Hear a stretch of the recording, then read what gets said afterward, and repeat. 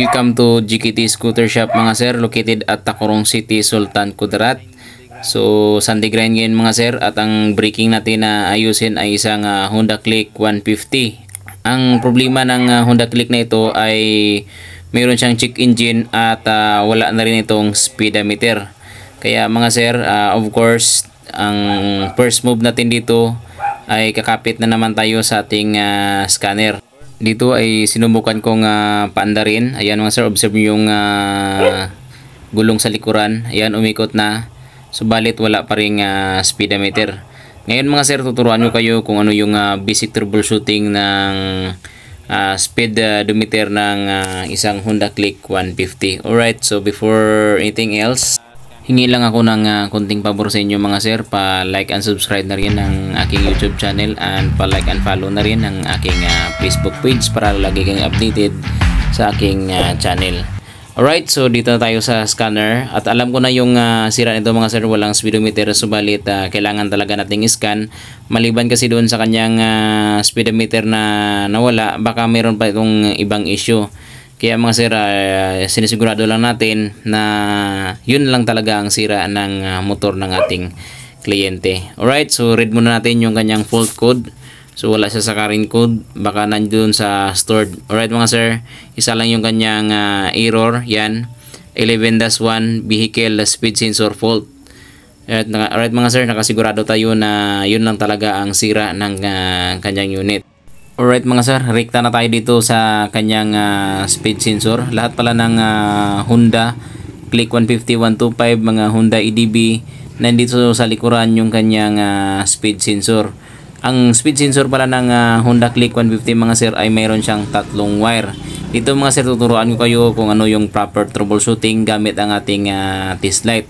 Pag electrician kayo mga sir, ito yung ginagamit talaga natin, yung test light. Alright, so dito ang kulay ng kanyang wiring, isang black na may lining na white, isang pink na may lining na green, at saka yung green. Ang white na may lining na black mga sir, yan yung positive supply ng ating speed sensor ng Honda Click 150. Alright, paano hanapin yung positive supply? Of course, yung ating test light clip ay naka-negative para mahanap natin yung positive. So sure lang talaga natin na naka-on yung ating motor kasi yung supply ng black na may lining na white ay nakakuha yan sa ECC or accessories wire. Mga sir, nakita nyo walang umilaw, walang supply yan.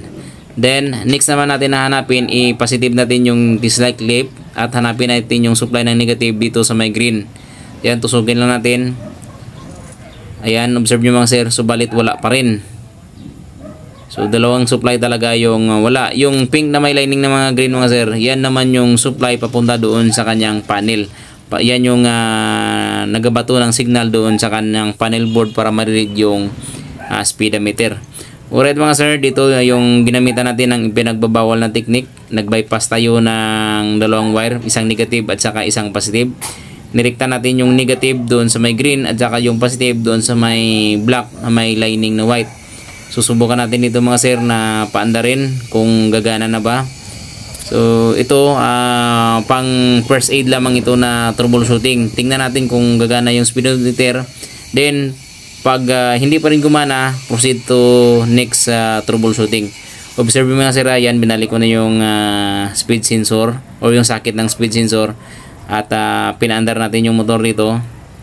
Observe natin yung panel niya kung bumalik na ba yung speedometer. Ayun mga sir, wala pa rin. Yan, naka throttle na yan. Accelerate ko na yung unit, subalit wala pa rin yung kanyang speedometer. Ano kaya yung problema nito mga sir? Kasi nasupplyan naman natin ng negative at saka positive. So dito, proceed to tayo sa another troubleshooting. Hanapin natin yung linya ng kanyang wire, baka kasi ito may putol, no? Kasi nirekta natin mga sir ay hindi pa rin gumana yung kanyang speed sensor o yung kanyang speedometer. Alright, so upon checking mga sir, binaklas ko yung air cleaner at dito natin nakikita yung kanyang problema. Ito pala yung railan, ayan. Ayan siya. Ayan.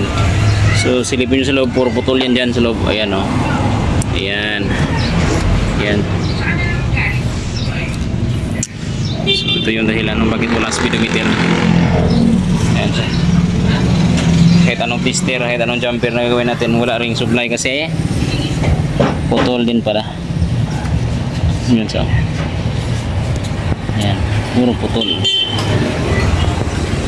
Ang gagawin natin dito mga sir ay pagdugtungin lang natin yung mga putol na wire at all goods yan mga sir. So dito hindi ko na napakita sa inyo kung gumana ba talaga yung speedometer or wala.